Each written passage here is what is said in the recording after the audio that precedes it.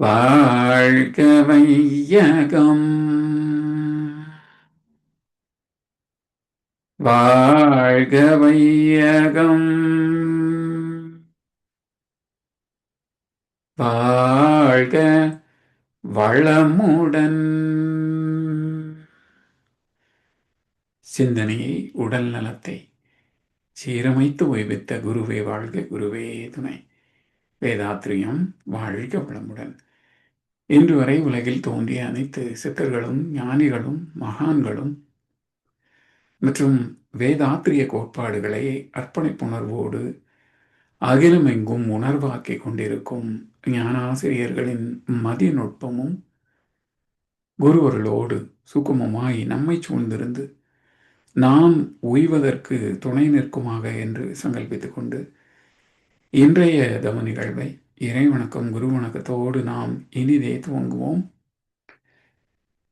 இறைவணக்கம் பாட அருள்நிதி சிவசங்கரி சிவபாலாம் அவர்களும், குரு வணக்கம் பாட அருள்நிதி ஆனந்த் வெங்கடேசன் ஐயா அவர்களும். வாழ்க வளமுடன். வாழ்க வளமுடன். இறைவணக்கம். எல்லாம் வல்ல தெய்வமது எங்கும் உள்ளது நீக்கமர சொல்லால் மட்டும் நம்பாதே சுயமாய் சிந்தி தெளிவாய் வல்லாய் உடலில் இயக்கமவன் வாழ்வில் உயிரில் அறிவுமவன் கல்லார் கற்றார் செயல் விளைவார் காணும் இன்ப துன்பமவன் அவனின் இயக்கம் அணுவாற்றல் அணுவின் கூட்டு பக்குவம் நீ அவனில் தான் நீ உன்னிலவன் அவன் யார் நீ யார் பிரிவேது அவனை மறந்தால் நீ சிறியோர் அவனை அறிந்தால் நீ பெரியோன் அவன் நீ ஒன்றாய் அறியுமிடம் அறிவு முழுமை அது முக்தி அறிவு முழுமை அது முக்தி. வாழ்க வளம். வாழ்க வையகம், வாழ்க வளமுடன். குரு வணக்கம். எப்பொருளை எச்செயலை எக்குணத்தை எவ்வுயிரை ஒருவர் அடிக்கடி நினைந்தால் அப்பொருளின் தன்மையாய் நினைப்போராற்றல் அறிவினிலும் உடலினிலும் மாற்றங்காணும். இப்பெருமை இயல்பூக்க நியதி ஆகும். எவரொருவர் குருவை மதித்து ஒழுகினாலும் தப்பாது குரு உயர்வு மதிப்போர் தம்மை தரத்தில் உயர்த்தி பிறவி பயனை நல்கும். வாழ்க வளமுடன். இன்றைக்கு வெள்ளிக்கிழமை வழக்கமாக நாம் சாந்தி தவம் பண்ணுவோம். இன்றைக்கு ஒரு புனிதமான கோள்களின் சஞ்சாரத்திலே முக்கியமான கிரகம் இடமாற்றம் நிகழ்வதால் பஞ்சபூத நவகிரக தவம் ஏற்றினோம். இருந்தாலும் வாய்ப்புள்ளவர்கள் இரவு தூங்க போவதற்கு முன்பு சாந்தி தவம் செய்வது நலம். வாழ்க வளம். வாழ்க வளமுடன் ஐயா. வாழ்க. அருமை, சிறப்பான தவம், ஆழ்ந்த தவம்.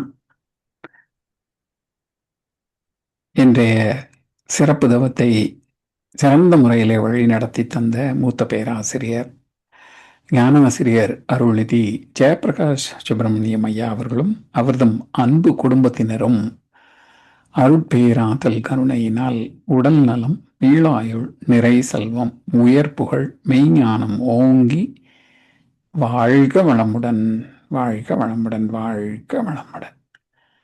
நன்றிகள் ஐயா. அழைப்பை, வேண்டுகோளை ஏற்று வந்து தவம் வழி நடத்தி தந்தமைக்கு வாழ்க வளமுடன். தொடர்ந்து ஞானமும் வாழ்வும் கவிதை தொகுப்பிலிருந்து இன்றைய கவிக்கு விளக்கம் வழங்கிட மூத்த பேராசிரியர் ஞானாசிரியர் அருள்நிதி பழனிசாமி வேலுசாமி ஐயா அவர்களை அன்போடு அழைத்தமைவோம். வாழ்க வளமுடன் ஐயா. மேலும் ஒரு கவி தொடர் விளக்கம். வாழ்க ஐயா. வாழ்க வளமுடன் ஐயா. வாழ்க வையகம், வாழ்க வையகம், வாழ்க வளமுடன்.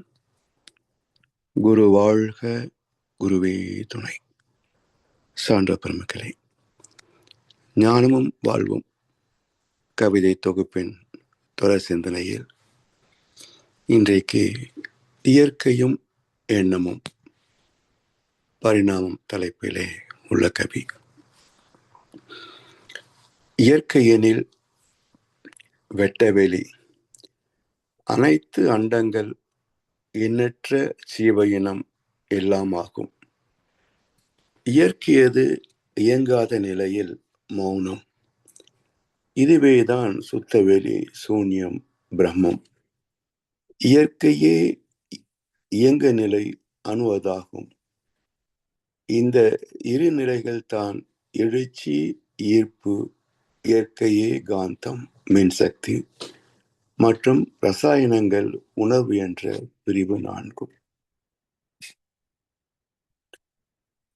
இயற்கை என்ற சொல் இயல்புக்கத்தால் இயங்குகின்ற அனைத்தும் உள்ள இடம் இயற்கை. அதாவது இயற்கை என்ற சொல் இந்த உலகத்தை, பிரபஞ்சத்தை குறிக்கும். இயற்கையும் எண்ணமும் அந்த இயற்கையின் பரிணாமத்தில் வந்த ஒரு இனம் மனிதன். பெற்ற அனுபவங்கள் ஆத்மா, அதோடைய பிரதிபலிப்பே எண்ணங்கள். இப்படி எண்ணமே இயற்கை அதன் சிகரமாகும் என்பார் மகர்ஷி அவர்கள். எண்ணமே இயற்கை அதன் சிகரமாகும். அப்ப இயற்கையின் உச்சகட்டம் ஜீவனிடத்திலே, மனிதனிடத்திலே அனுபவங்களாக, அந்த அனுபவங்களை சீர்தூக்கி பார்த்து அறத்தோடு இணைக்கின்ற போது மீண்டும் மெய்ப்பொருளையே உணரத்தக்க, தெய்வமாக, நடமாடும் தெய்வமாக மாறத்தக்க வல்லமை, வாய்ப்பு உள்ளது மனித இனம். எனவே இயற்கை எனில் வெட்டவெளி, அனைத்து அண்டங்கள், எண்ணற்ற ஜீவ இனம் எல்லாம் ஆகும். இயற்கை அது இயங்காத நிலையில் மௌனம். இப்போ இந்த பிரபஞ்சமாக உள்ள இயற்கை ஆதியிலே இருந்தது எப்படி என்றால் மௌனமாகத்தானே. ஓசையை கழித்து விட்டால் மௌனம் அங்கே மிச்சம். அப்ப மௌனத்தில் இருந்து ஓசை பிறக்கிறதா, இல்லது ஓசையிலிருந்து மௌனம் பிறக்குமா என்றால் எப்போதும் இருப்பில் இருந்துதான் இயக்கம். இயக்கம் முடிந்து விட்டால் இருப்பாகும், விவேகமாகும். அதுபோல் மௌனம் தான், அமைதிதான் இயற்கையின் அமைப்பு. அவருடைய எழுச்சி பெற்ற நிலையே ஓசைகள். அதனால் இயற்கை அது இயங்காத நிலையில் மௌனம். இதுவேதான் சுத்தவெளி, சூன்யம், பிரமம். சுத்தவெளி, சூன்யம். சூன்யம் என்றால் நேற்றுக்கு சொன்னோம், ஒன்றும் இல்லாதது அல்ல, அனைத்தும் அதற்குள்ளேயே அடக்கம் பெற்ற ஒன்று. விருட்சம் ஒரு விதைக்குள் அடங்கியிருப்பதை போல அனைத்திற்குமான மூலப்பொருள் அடங்கிய ஒன்று. அதுவே பிரம்மம். பிரம்மம் என்றால் விண் நிலையிலிருந்து இந்த பிரபஞ்சம் முழுவதும் இயங்குகின்ற இயக்கக்களம். இயற்கையே இயங்கு நிலை அணுவதாகும். இயற்கையே இயங்குகின்ற நிலையிலே அணுவாக மாற்றம் பெறுகிறது. அப்போ அணுவின் மூலம் இறைத்துகள், அதில் சேர்க்கையே விண் என்ற நிலை, அவற்றின் சேர்க்கைதான் பஞ்சபூதங்களாக வந்திருக்கின்றன.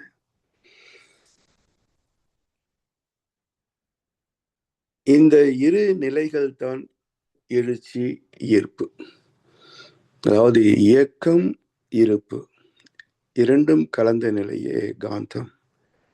இப்ப இயற்கையே காந்தம், அதுவே தொடர் இயக்கத்தில் திணி பெற்ற நிலையிலே மின்சாரமாக இயங்கு சக்தியாக இருக்கிறது. இப்ப மின்சாரம் எலக்ட்ரிசிட்டின்னு சொல்லுவோம், இன்னொரு வார்த்தை கரண்ட் என்று சொல்லுவோம். கரண்ட் என்பது தொடர் இயக்கம், தொடர்ந்து இயங்கிக் கொண்டிருக்கிறது. Water current, current account, electricity current இப்படி சொல்றோம். இப்ப தொடர்ந்து இயங்குகின்றது என்ற சொல் தான் கரண்ட் என்ற சொல். சரி, தொடர்ந்து இயங்கிக் கொண்டிருக்கிறது கரண்ட் என்றால் இயங்குவது எது? இயக்கம் சரி, இப்ப இயங்குவது எது என்றால் அந்த மின் அணுக்களின் தொடர் ஓட்டம் தான் மின்சாரம். மின் அணுக்களுக்கு மூலம் இறைத்துகள், அதுவே காந்த துகளாகவும் இருக்கிறது.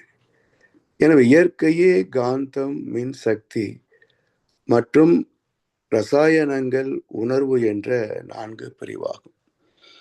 காந்தம், மின்சக்தி, ரசாயனங்கள், உணர்வு. மூலம் அதிலிருந்து இயக்க நிலை பஞ்சபூதங்கள்.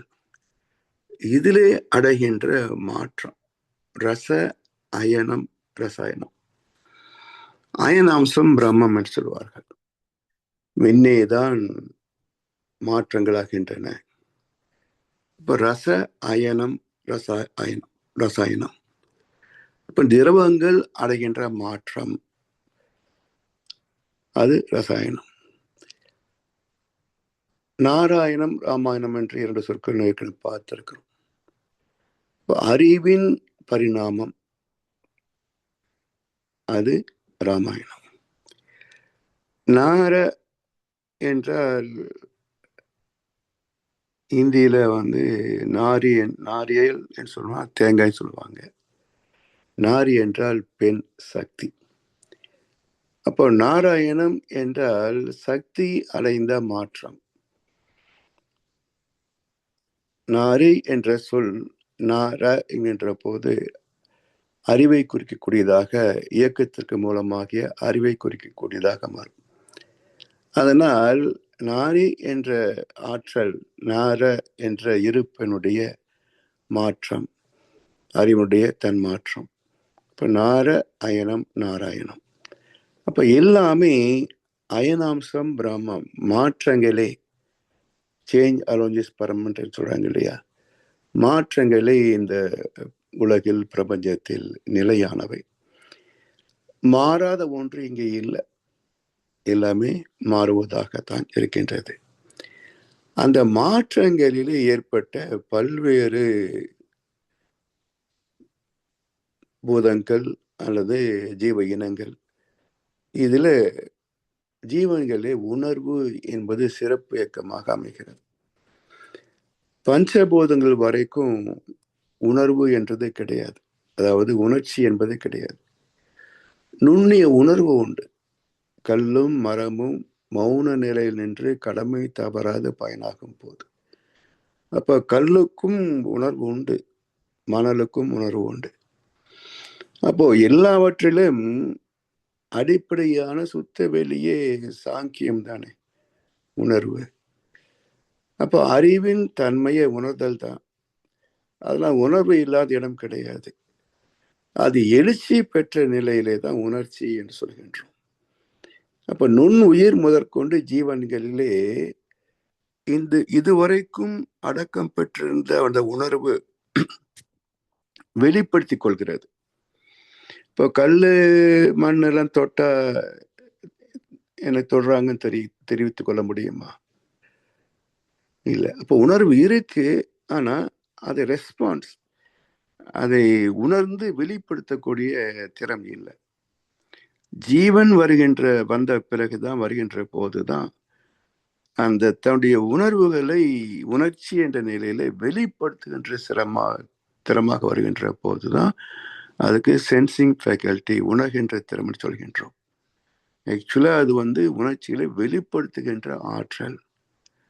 அப்ப தன்னிடத்திலே அடங்கியிருக்கின்ற உணர்வுகளை எழுச்சி பெற்ற நிலையிலே வெளிப்படுத்துகின்ற திறம் உள்ளவை ஜீவ இனங்கள். அவற்றிலே மெய் உணர்வு என்பது உச்சகட்டம். அப்ப மெய் பொருளை உணரக்கூடிய திறம் மனிதனிடத்திலே வந்துதான் நிறைய பெறுகிறது. அப்போ அறிவாகிய சுத்தவெளியே தன்னை அறியக்கூடிய திறமிக்கதாக அமைந்த நிலைதான் பகுத்தறிவு. அதனால் இந்த பகுத்தறிவுக்கு மறைபொருள் அறிவு என்றும் சொல்லுவார் மகர்ஷி அவர்கள். அதாவது எவையெல்லாம் கருவிகளுக்கு, கணக்குகளுக்கு, புலன்களுக்கு எட்டுவது இல்லையோ அவற்றை கூட அறியக்கூடிய அறிவாக இருப்பது இந்த மறைபொருள் அறிவு, பகுத்தறிவு. அப்ப இந்த மறைபொருள் அறிவை கொண்டே, அந்த உணர்வுகளை கொண்டே மூலமாகிய இறைநிலையும் அறிகிறது. சரி, இறைநிலை அறிகின்ற போது அறிந்தேன் என்று சொல்ல முடியுதா? இப்ப துரியாதீத தவம் ஏற்றுகின்றோம், துரியாதீதத்தில் இருக்கிறோம் என்பதை உணர முடிகிறதா? ஆக்னைனா புருவமத்தில உணர்வு தெரிகிறது. துரியம் என்கின்ற போது உச்சியிலே உயிரின் இயக்கம் சுழற்சியாக தெரிகிறது. பிரபஞ்சம் என்கின்ற போது நுணுகி நின்றால் அனைத்து இயக்கங்களும் ஆக காட்சிகளாக தெரிகின்றன. துரியாதீதத்தில் சுத்த வெளியோடு இணைக்கின்ற போது அங்கு என்ன உணர முடியும்? அதுவே அனைத்திற்கும் மூலப்பொருளாக சுத்த வெளியாக இருக்கிறது. அப்ப அங்க எதை உணர முடியும்? எழுச்சி பெற்றதை தான் உணர முடியும், அடங்கி உள்ளதை உணர முடியாது. அதனால்தான் சுத்த வெளி அந்த தவத்திலே ஏன் தட்டுப்படுவது இல்லை என்றால், காந்தத்தின் தன்மாற்றம் அடைகின்ற வரைக்கும் தான் தட்டுப்படும். அது மூலமாகிய சுத்தவெளி உணர்கின்ற போது சுத்தவெளி அதை வெளிப்படுத்துவது இல்லை. இப்போ உதாரணமாக ஒரு காட்சியை பார்க்கிறோம் என்று சொன்னால், கண்கள் வழியாக வெளியேறுகின்ற காந்தலைகள் அது ஒரு பொருளை மீது படுகின்ற போது அது தடுக்கப்படுகிறது. தடுக்கப்பட்டதை திரும்பி நமக்கு உணர்த்தும். அங்க ஒரு பொருள் இந்த ஆற்றலுடைய வேகத்தை, பயணத்தை தடை செய்கிறது. அந்த அப்ஸ்ட்ரக்ஷன் இஸ் பர்செப்ஷன், அந்த தடைதான் உணர்வு. இங்க சுத்தவெளியில தடுப்பதற்கு என்ன இருக்கு? அதனால் அங்க சுத்தவெளி தவத்திலே ஒன்றி போகின்ற போது தடுப்பதற்கு ஒன்றும் இல்லை. அதனால் அங்கே எதையும் நாம் உணர முடியாது. சரி, சுத்தவெளியோடு லயமானோம் என்பதை எப்படி உறுதிப்படுத்திக் கொள்வது என்றால், அது ஒன்றையும் நினையாது தன்னையும் மறவாத ஒரு பேரின்ப நிலை. அது அங்கிருந்து உணர்வு நிலைக்கு வருவது அவ்வளவு எளிது அல்ல. வந்த பிறகுதான், அதாவது தவத்தை நிறைவு செய்த பிறகுதான் அந்த இறை அனுபவத்தை நாம் உணர முடியும். எப்படி என்றால், அது வார்த்தைகளால் விளக்கி சொல்ல முடியாத ஒரு பேரின்பமாக இருக்கும். பேதம் அனைத்தும் கடந்த ஒரு நிர்வாண நிலையாக இருக்கும். நண்பனுக்கும் பகைவனுக்கும் பேதம் தெரியாது, ஆணுக்கும் பெண்ணுக்குமே பேதம் தெரியாது. அப்படி ஒரு நிர்வாண நிலை, அனைத்தும் கடந்த நிலையாக இருக்கும். ஸோ அந்த உணர்வுகளை அந்த உடல் அளவிலே அந்த அனுபவங்களை வைத்து தான் நாம் துரியாதத்தில் இருந்திருக்கிறோம் என்று அடையாளம் காண முடியுமே தவிர, அங்கே இருக்கின்ற வரைக்கும் எதுவுமே தட்டுப்படாததுனால அதை நாம் உணர முடியாது. ஆனால் அதுல ஏற்படக்கூடிய ஒரு உணர்வின் கலப்பு, அதைத்தான் உடல் வழியாக நாம் பிறகு தவத்தை முடித்த பிறகு உணர்கின்றோம். எனவே இந்த ரசாயனங்கள், உணர்வு, மின்சக்தி, காந்தம், இதை தவிர இங்க வேற எதுவுமே கிடையாது.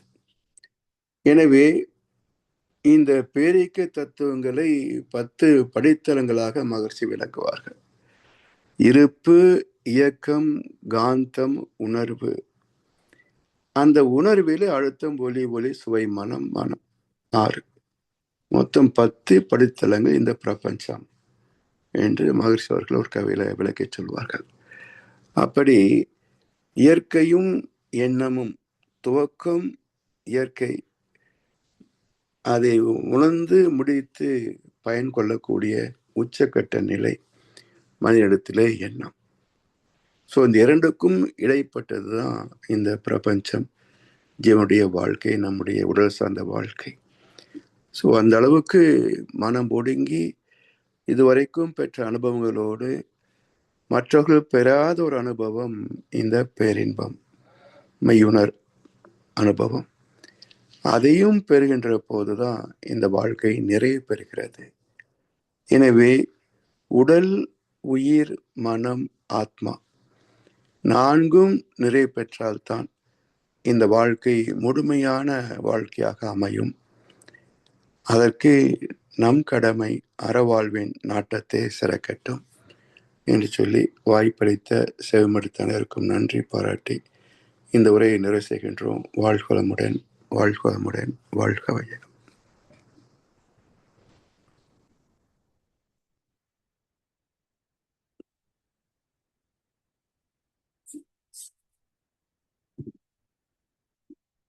வாழ்க வளமுடன் ஐயா. வாழ்க வளமுடன் ஐயா. தொடர்ந்து சிறப்பாக மகான் கவிகளுக்கு விளக்கம் வழங்கி நம்மை வழி நடத்தி கொண்டிருக்கும் மூத்த பேராசிரியர், ஞானாசிரியர் அருள்நிதி பழனிசாமி வேல்சாமி ஐயா அவர்களும் அவரது அன்பு குடும்பத்தினரும் அருட்பேராற்றல் கருணையினால் உடல் நலம், நீளாயுள், நிறை செல்வம், உயர் புகழ், மெய்ஞானம் ஓங்கி வாழ்க வளமுடன், வாழ்க வளமுடன், வாழ்க வளமுடன். சிறந்ததொரு விளக்கம். நன்றிகள் ஐயா. நன்றி ஐயா. வாழ்க வளமுடன். நாளை எதிர்நோக்கி காத்திருக்கிறோம். கேள்வி பதிலுக்கா? என்னங்கய்யா? கேள்வி பதிலுக்கா? ஆமா, ஐயந்தளிகள் நிகழ்வுக்கு. வாழ்க வளமுடன். தொடர்ந்து பாடல்கள் பாடி நிறைவு செய்யும் தருணம். வேதாத்திரிய பாடல் பாட அருள்நிதி யார் இருக்காங்க, ஜமுனா ராணி அம்மா அவர்களும், பிரம்மஞான கவி பாட அருள்நிதி சாந்தி சுந்தரம் அம்மா அவர்களும், அவங்க புதுசாக வந்திருக்கிறவங்க, உலக நல வாழ்த்து பாட அருள்நிதி நீமா சுரேஷ்குமார் அம்மா அவர்களும். வாழ்க வளமுடன். வாழ்க வளமுடன்.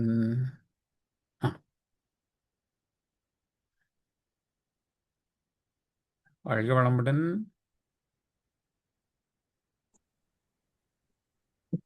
இல்லைங்களா? சரி, வேதாத்திரிய பாடல் பாடுறீங்களா?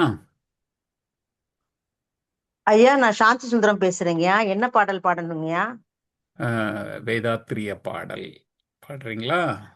பாடுறீங்க. பாடுங்க. வாழ்க வையகம், வாழ்க வையகம், வாழ்க வளமுடன். வேதாத்திரிய பாடல். போரில்லா நல்லுலகம், பொருள் துறையில் சமநீதி, நேர்மையான நீதிமுறை, நிலவுலவுக்கோர் ஆட்சி, செய்த பண்பாடு, சிந்தனையோர் வழிவாழ்வு, சிறப்புணர்ந்த பெண்மதிப்பு, தெய்வ நீதி வழிவாழ்தல், திருவிழா தவிர்த்தல், சிறுவர்களுக்கே விளையாட்டு, செயல் விளைவு உணர்கல்வி, சீர்காந்த நிலை விளக்கம், பார் முழுதும் உணவு நீர் பொதுவாக்கல், பல கடவுள் பல மதங்கள் பழக்கம் ஒழித்து உண்மை ஒன்றை தேர்ந்திடுதல். வாழ்க வையகம், வாழ்க வளமுடன். நன்றிங்க ஐயா. வாழ்க வளமுடன். பிரம்மஞான கவி பாட அருள்நிதி நீமா சுரேஷ்குமார் அம்மா பாடுங்கம்மா. அடுத்தது உலக நல வாழ்த்து. நீங்க இதை பாடுங்க, அதுக்குள்ள அடுத்தது தயாராயிருவோம். வாழ்க வளமுடன் ஐயா. வாழ்க வளமுடன், வாழ்க வளமுடன். இறைவெளியே தன்னிருக்க சூழ்ந்தழுத்தும் ஆற்றல், இதன் திணிவு மடிப்பு வில சுழலும் நுண்விண்ணாம். இறைவெளியில் விண் சுழல நெருக்குகின்ற உரசல், நிலைவெளியில் எழுப்புகின்ற நேரலைகள் காந்தமாம். அரைபொருளாம் காந்தம் தன் மாத்திரைகள் ஐவகை, மலைக்காதீர்வின் கூட்டம் மாபூதம் ஐந்துமாம். முறையாய காந்த அலை மனமாம் உயிருடல்களில் அதி உயர்ந்து உண்மை பெற மா பிரம்ம ஞானமாம், மா பிரம்ம ஞானமாம். நன்றிங்க ஐயா. வாழ்க வளமுடன். வாழ்க உலக வளமுடன். நல பாடுங்க உலக பாடுங்க. நல வாழ்க உலக நல வாழ்த்து. உலகமெல்லாம் பருவமழை ஒத்தபடி பெய்யட்டும், உழவரெல்லாம் தானியத்தை உவப்புடனே பெருக்கட்டும், பல தொழில்கள் புரிகின்ற பாட்டாளி உயரட்டும், பகுத்துணர்வில் தொகுத்துணர்வு பண்பாட்டை உயர்த்தட்டும், கலகங்கள் போட்டி பகை கடந்தாட்சி நடக்கட்டும், கல்லாமை கடன் வறுமை கலங்கங்கள் மறையட்டும், நல வாழ்வை அளிக்கும் ஞான ஒளி வீசட்டும், நம் கடமை அறவாழ்வின் நாட்டத்தே சிறக்கட்டும், நம் கடமை அறவாழ்வின் நாட்டத்தே சிறக்கட்டும், நம் கடமை அறவாழ்வின் நாட்டத்தே சிறக்கட்டும். வாழ்க வையகம், வாழ்க வையகம், வாழ்க வளமுடன். மிக்க நன்றிங்க. வாழ்க வளமுடன். இன்றைய தவத்தில் கலந்து கொண்ட அன்பர்கள், தவத்தை வழிநடத்தியோர், நற்சிந்தனை வழங்கியோர், பாடல்கள் பாடியோர் அனைவரும் வாழ்க வளமுடன். அவர்களின் அன்பு குடும்பம், அவர்களின் உடல் நலம், மனவளம், பொருள் வளம், அருள் தொண்டு, ஆன்மீக தொண்டு, வாழ்க வளமுடன், வாழ்க வளமுடன், வாழ்க வளமுடன். இத்துடன் இன்றைய காலை தவம் நிகழ்வோடும் இனிதே நிறைவு பெறுகிறது. இறையருளும் குரு அருளும் நம் அனைவரையும் எப்பொழுதும் சூழ்ந்திருந்து நம்ம இந்த இறைநிலையுணர் பயணத்திலே சிறந்த முறையிலே வழிநடத்தட்டும் என அனைவரையும் வாழ்த்தி வணங்கி நன்றி கூறி அமைகிறோம். வாழ்க வையகம், வாழ்க வையகம், வாழ்க வளமுடன்.